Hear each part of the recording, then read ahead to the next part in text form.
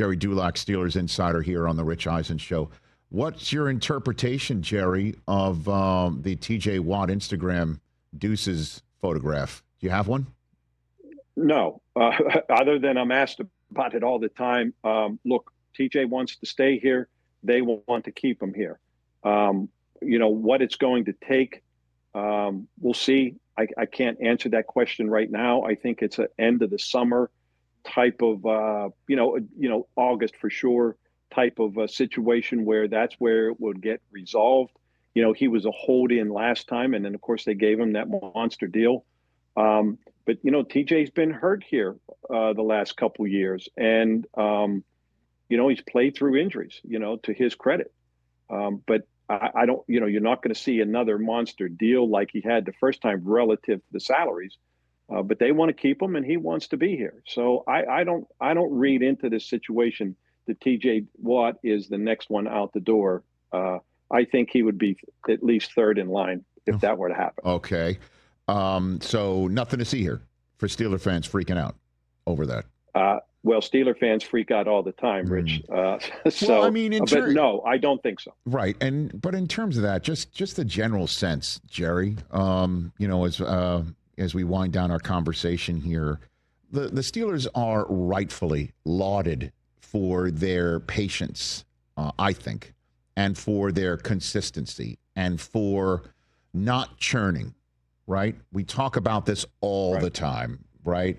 That there's been 3 coaches there since 1969, and we all know the rest of the league doesn't do that sort of thing, which just makes it seem off-brand that they're now in year, 3 or 4 post-Big Ben, and they're chasing again at this quarterback spot.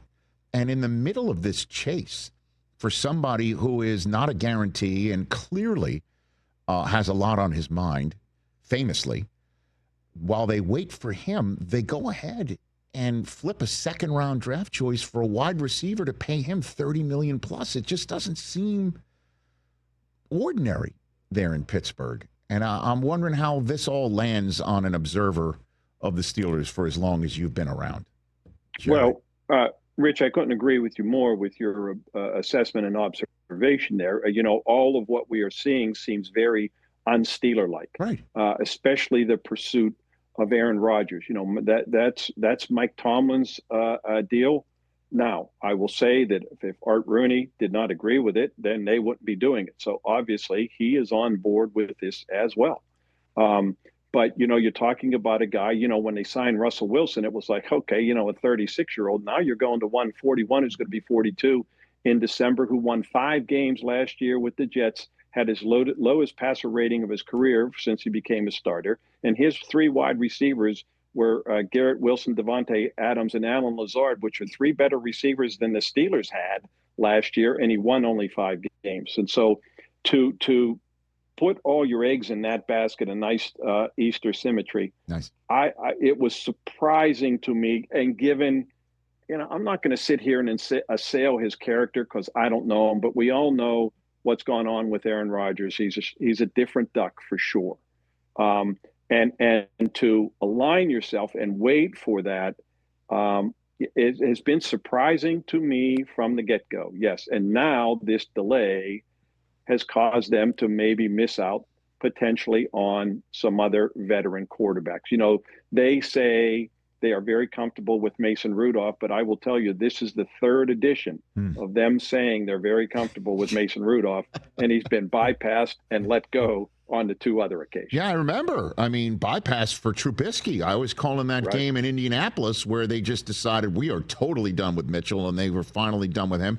And Rudolph finished off very nicely as the team made the playoffs once again, only to get one and done again, which is why I kind of bring all this stuff up, that we're, they're searching for the next Big Ben, and it hasn't worked out. And now that comes in the form of waiting for Rodgers to make a decision. And clearly, as I leave you with this, the midnight strike is not the draft. It is not. They're going to go through the draft, one would think, not knowing and not having it affect them best they can and making a draft decision. So what is your best guess crystal balling the way this all works out, if at all, Gerry. Here. You mean with Aaron Rodgers, or yes, the first? Sir. Or the, yes, yeah, sir. Well, again, you would be asking me to predict what Aaron Rodgers thinks, and Lord knows nobody can do that. Right. Me or you, Rich, as brilliant as you are. Thank you, sir. You got it. Thank you. You couldn't figure it out. So, but my guess is, because knowing the Steelers, look, they're not flying by the seat of their pants. They are much smarter than I. That is for sure. And so I think they truly believe that he will sign with them, and that they will go forward. But they are well aware that may not happen. But I believe, and that they believe, he will be on this team. So now, when I don't know that, but so if you have to ask me, that would be my feeling, just because of the way they are willing to wait. Otherwise, I think they would have had some other indicator to think, okay, you know what, Plan B better come into effect here very soon, and they're just not there yet. So I think he will be on this roster. Catch the Rich Eisen Show live weekdays from 12 to 3 p.m. Eastern on Roku Sports Channel in the U.S.